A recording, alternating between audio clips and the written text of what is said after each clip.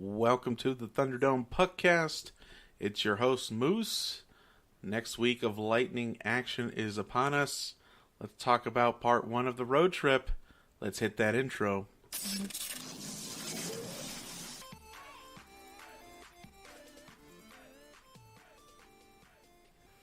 Alright, everybody, good evening.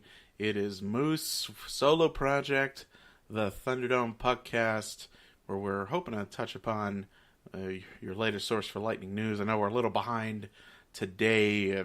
Couldn't get to the most recent episode until just now. I was out of town. If you hadn't seen Bucking Hangover, both Mike on vacation and I was getting back from South Bend, Indiana, watching Notre Dame and USC. So I'm happy to be back in the $10 Sports Man Cave, getting content out to you. So tonight, I'm going to talk about Brayden Point's return and how important that is to the Lightning, and we'll go over the first three games of the road trip thus far. Game 4 actually happening earlier tonight, with the Lightning coming away with a pretty solid 3-1 victory in Montreal, where we always seem to have a problem playing. So thankfully, we were able to pull away a victory. But we're just going to cover Carolina, we're going to cover Toronto, and we're going to cover Ottawa. And then, of course, our initial road trip thoughts. This is a tough road trip. I mean, we talked about it last week on the Puckcast, where this was just a very unfortunate placement, I guess, of a tough road trip to start the year. I mean, before we even got the cylinders going, I think we've only had one home game, our home game against the Panthers, and then we've been on the road down in Sunrise. We were home for like a resting period before we traveled and set off on our basically our Atlantic road trip, meeting all the Canadian teams along with Carolina. So the big news, of course, coming out of Lightning camp, or Lightning headquarters, is Brayden Point is back. He's been back, I think, for over a week now, returning for the Toronto game. So again, big news. Lightning really have looked up and down, in and out of sync. So I'm hoping that this is the final piece of that puzzle that gets them to consistency. But as you'll see when we talk about some of the three games, we are still far from consistent, especially when you consider our start against the Florida Panthers. Both games against the Panthers are home and home, and kind of a different result that we saw from one night to the other. So we're happy Brayden's back. The big news when he was signed, of course, that JBB gave us was that, yes, we signed Brayden Point, but he had some surgery over the offseason, which somehow stayed hush-hush. That was really interesting. And so he had surgery, but he may not be ready till late October or early November, which put him out for potentially the first 10, 12 games of the season.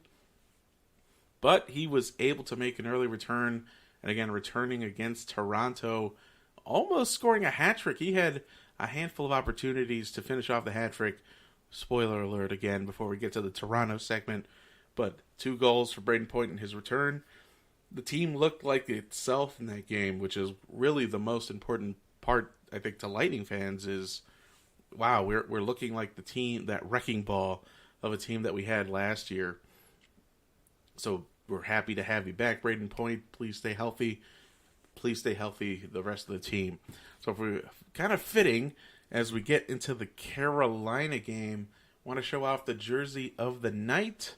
Again, potentially one of the greatest hockey logos to ever have existed. I was happy to snag one of these, a Ronnie Francis Whalers jersey. Let me show you the Whalers logo, one of my favorite logos in sports. So you'll see the big W and the H, very creative. I always played as the Whalers growing up, even having like NHL 94, 95. We always played as the Lightning, but loved playing against the Whalers. And even as they transitioned out and moved over to Carolina, always was a fan of Whalers lore, the brass bonanza, playing in the mall, all those great memories. Especially with the Lightning being the last game that they played as an organization before moving to Carolina, a tie. And then kind of a strange thing that they have in common, Rick Peckham, the current Lightning play-by-play announcer on Sun Sports, actually started his career in Hartford as their play-by-play guy, so kind of a weird connection there as well. So getting into the Carolina game, this was a game I feel that we saw a little bit while we were going through our inconsistent spell last year. And it's always those puzzling games where the Lightning just get outworked somehow. I don't know if they underestimate the competition or maybe we just took a night off. I always am baffled by games like this where we were literally outshot almost 4 shots to every one we took. I think the final numbers for the Carolina game, the Hurricanes were in the 40s. Yeah, it was 44-13. So we basically got tripled up. So 3-1. We got tripled up on shots. Power play, I think, was one of my concerns. And keys to our season that we talked about maybe in episode 1 and episode 2 is we knew without question we should have a top power play unit. Maybe not the number 1 unit like we had last year. We had a lot of things clicking right for us last year, but it's the penalty kill that really sets you aside because you're able to quell that temporary momentum that a team gets from getting a power play and the crowd's all into it.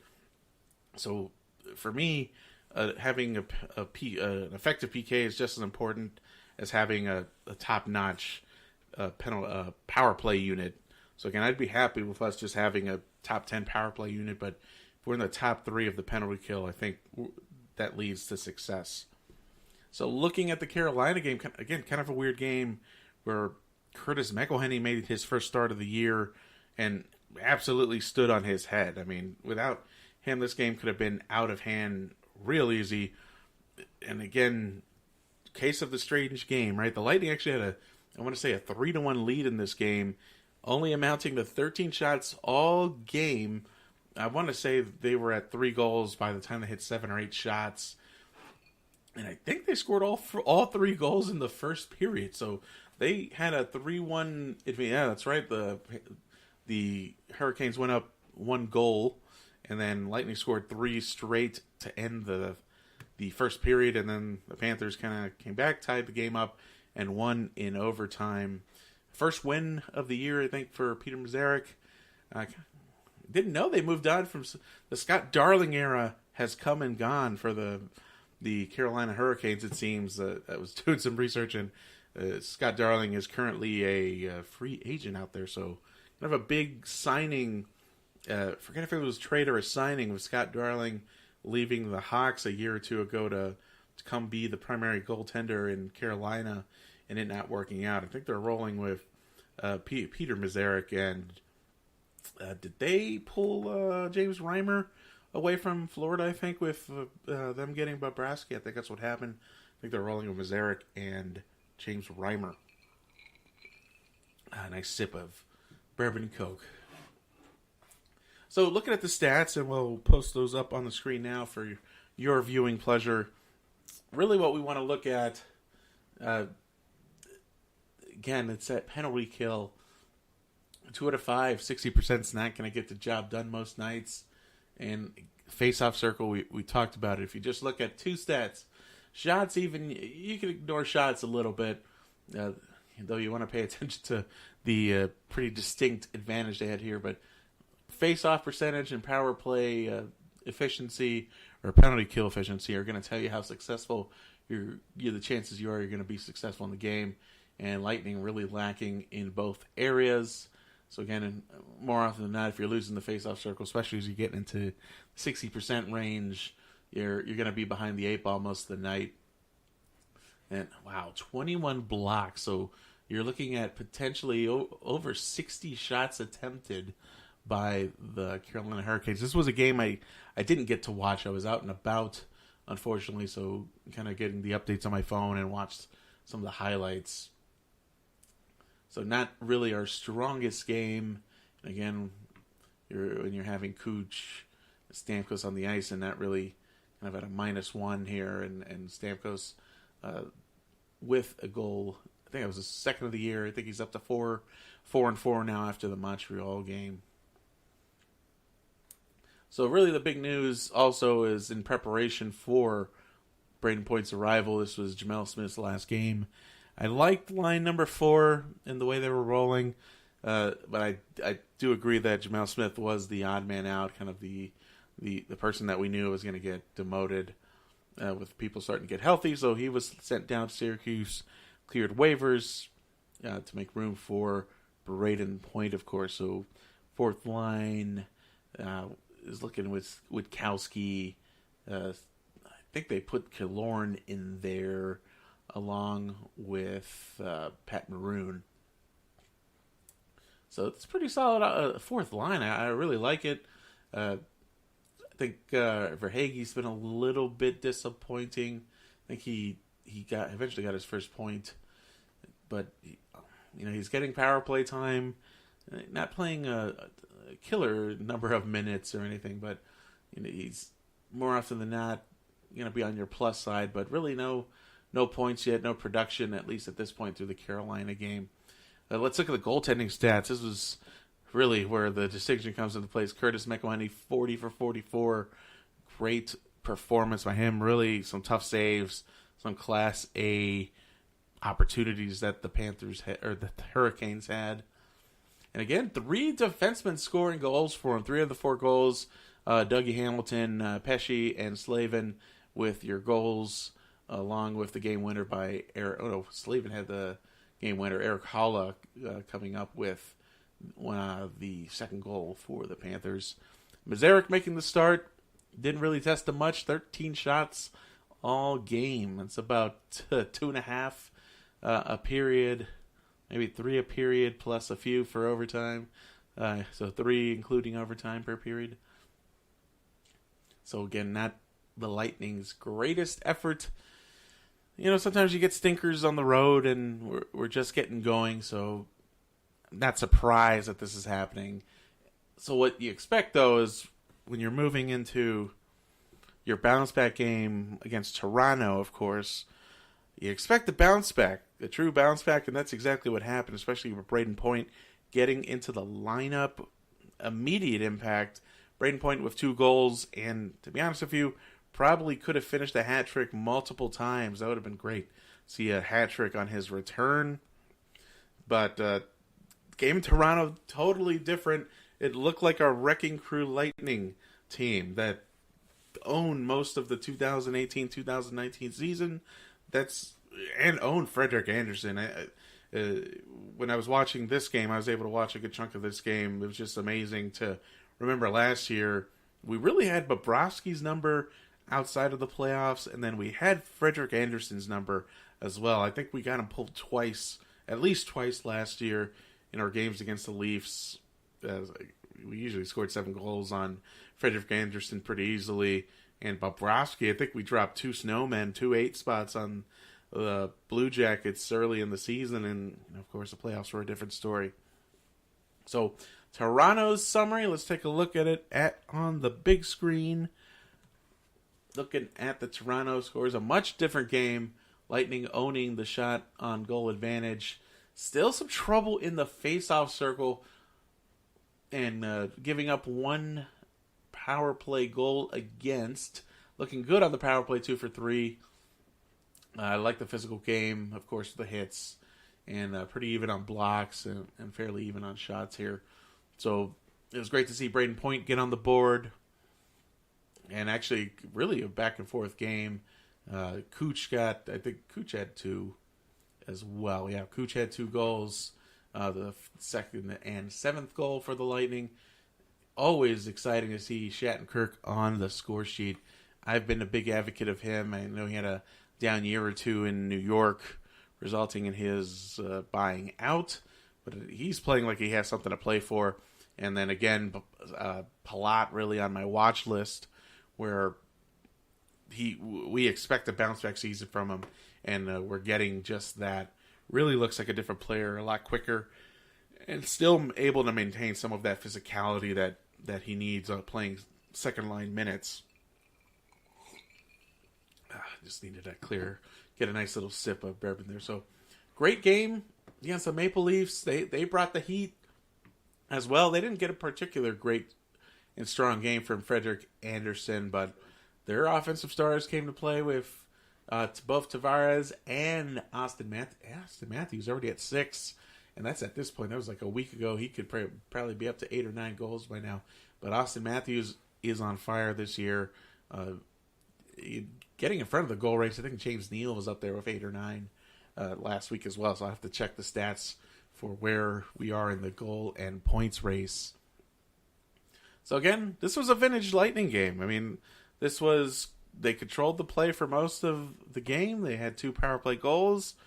They were out shooting the opposition, and they looked great doing it. There were some goals and some style points on there for sure. I think Shattenkirk's goal was a pretty spectacular move, putting it by Frederik Andersen. And of course, some grade A snipes from Kucherov and Brayden Point as well as they got on the board. And I think Brayden Point had a deflection, a really nasty deflection goal as well. So stereotypical Lightning game. Nothing, you can't go wrong with that performance. And then you take a couple days off and you go and play the Ottawa Senators that we are expecting to be the eighth place finisher in the East. And then you go and you lay an egg.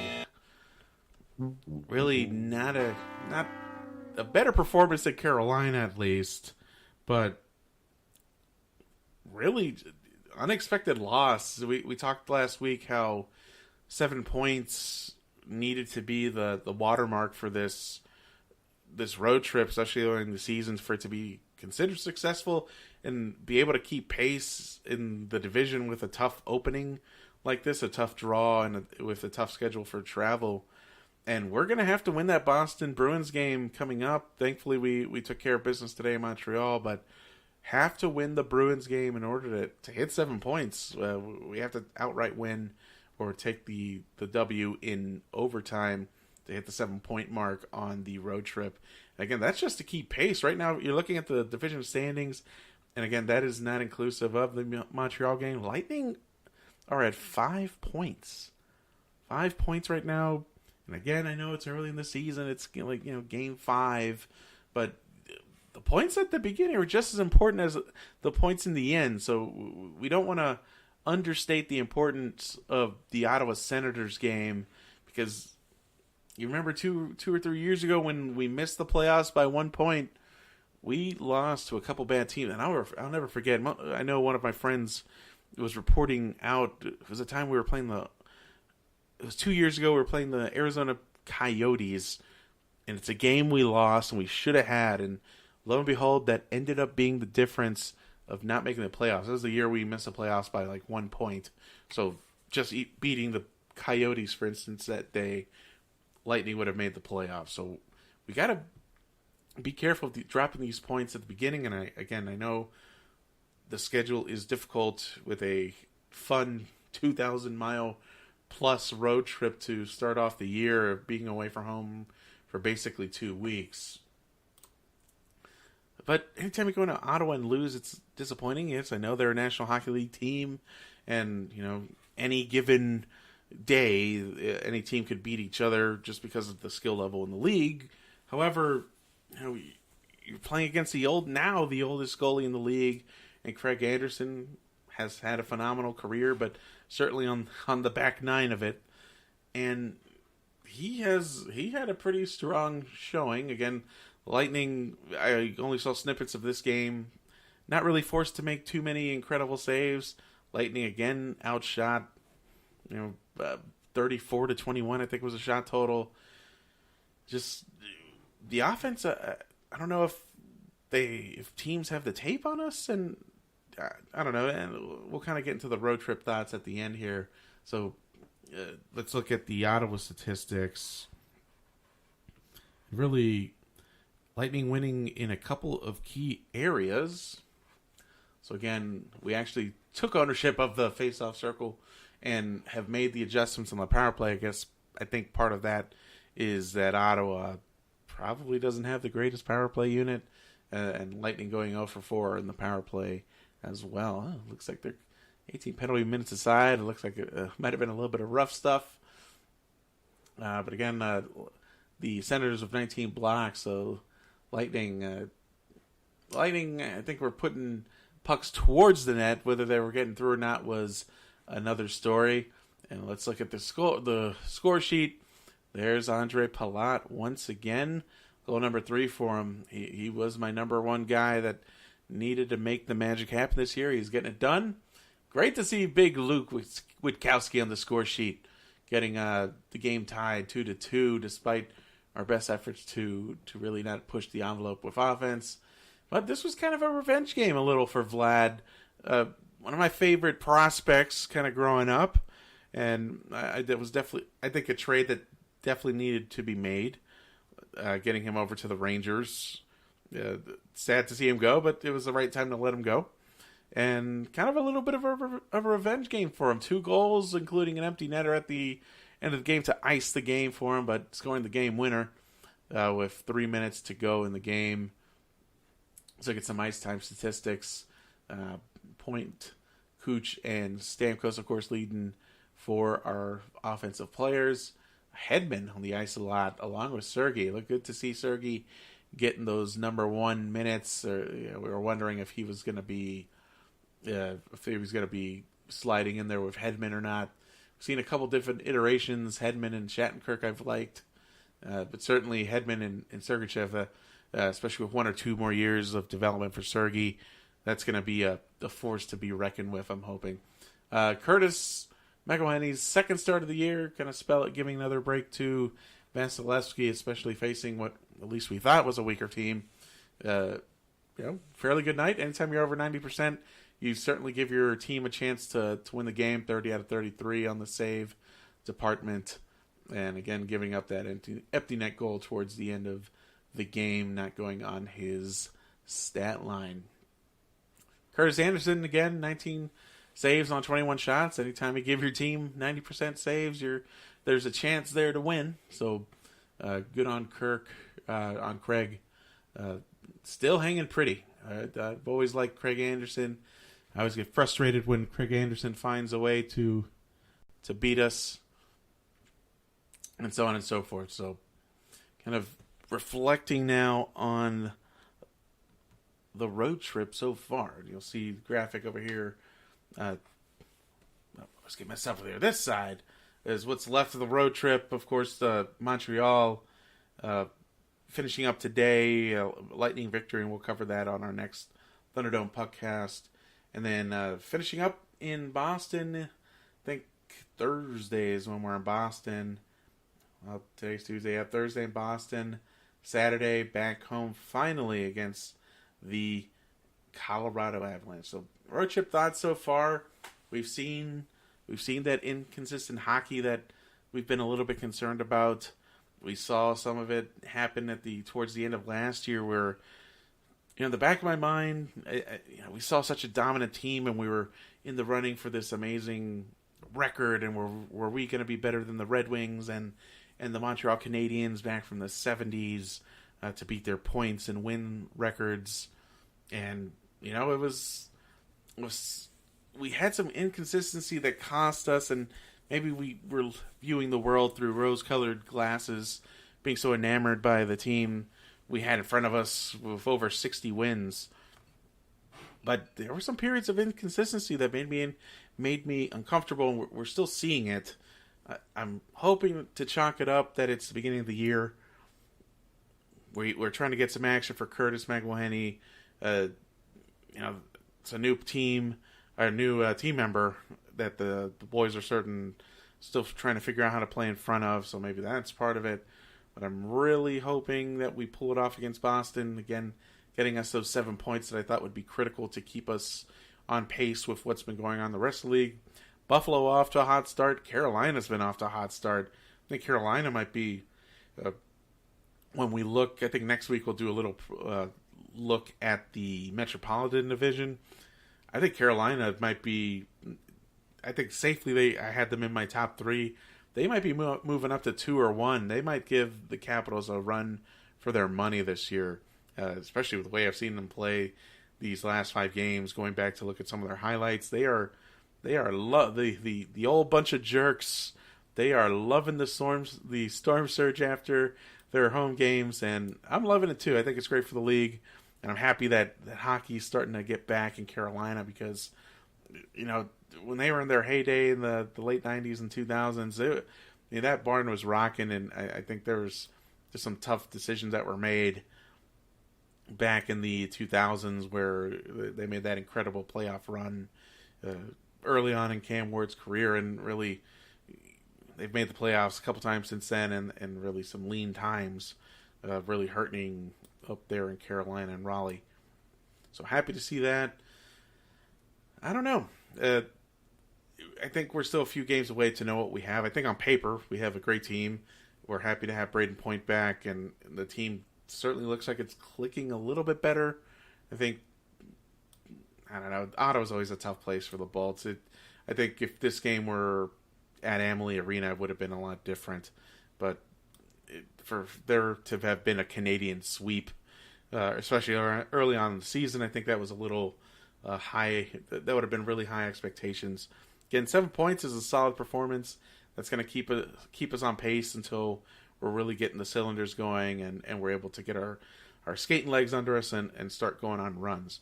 And knowing all this, I haven't put any bets on hockey yet, and we'll probably in a couple weeks we'll do some hockey on $10 sports as well. I like doing some pick'ems on hockey, throwing $10 here or there, see what happens. I hit a few last year, but still waiting to figure out our teams who are going to be the most consistent and who's going to give us our best bang for their buck. So that's it for now on the Puckcast. What do we have coming up, though, on Balls, Brews, and Bros? And again, thank you for subscribing to the channel. If you haven't done so, hit that subscribe button. It's probably over here somewhere, so hit that subscribe button for us. And make sure you're giving us a like as well. We'll have $10 sports probably Thursday. Emrod should be joining us for that. Thankfully, no Bucking hangover this week. If you haven't seen any of the Bucking hangovers, make sure to check them out. A great Buccaneers reaction and kind of therapy show, if you will, for Emrod and I. Make sure you're checking out $10 Sports for your amateur sports betting advice, and you get to make fun of our terrible picks and how badly we're performing. But we've had a couple good ones in there as well, so make sure to tune into that. And we'll have another Thunderdome Puckcast. Probably get another episode into the weekend as we wrap up the road trip. So we'll summarize Montreal. We'll see how we do against Boston in 2 days. And then we'll likely include the Avalanche game, which is kind of our grand homecoming after kicking off our first face-off of the year back. Oh, man, it was almost like the 5th of October was the last time the Lightning were in Amalie Arena or something like that. So it's been quite a few weeks. They'll finally be back, and we'll cover that in our next edition, episode 5 of the Thunderdome Podcast. This has been Moose, your host. Thank you so much for your time. Again, subscribe, hit that like button, and share this video if you like it with your family and friends. We'd love to see you. Leave some comments for us. We'd love to interact with you. And don't forget to follow me on @$10 Sports on Twitter for your latest picks and your latest sports news and sports-related gifts. And make sure to follow Emrod. He's at Balls, Brews, Bros. At Balls, Brews, Bros. All together. And he had a good question on Twitter today. If we could go back in time, would we trade Mariota for Jameis Winston? Would we do that draft differently? And there's been some good conversation on that. So that's it for now. Thank you for listening to the Thunderdome Podcast. It's been Moose. Have a great night.